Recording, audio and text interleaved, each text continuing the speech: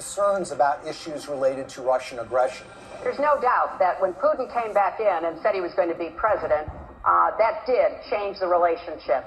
We have to stand up to his bullying. And what's so interesting when you consider this uranium deal are the actions of a small Canadian investment firm called Salida Capital.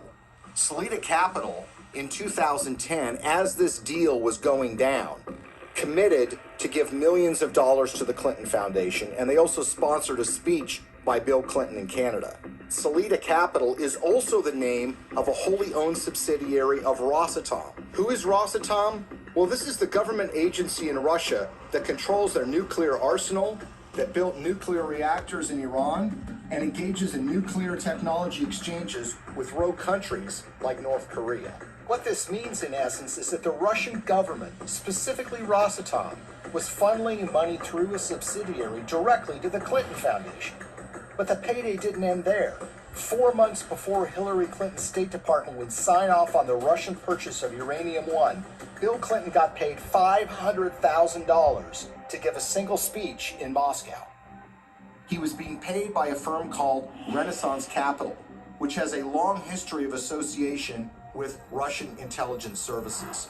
What makes this speech stand out is not only the timing of when he's being paid, but the amount that he's being paid. You see, the last time Bill Clinton gave a speech in Russia was 5 years earlier. At that time, he was paid about 1/3 of what he was being paid this time. Why is Russian control of 20% of U.S. uranium so troubling?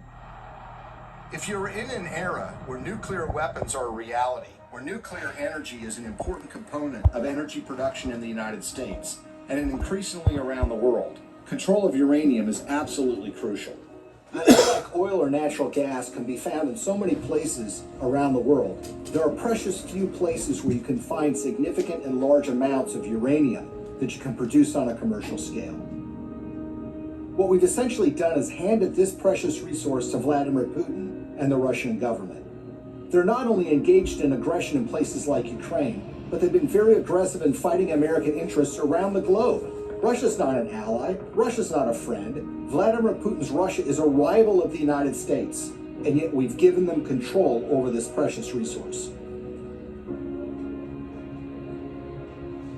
Uranium, the key mineral in nuclear generation, is a domestic resource.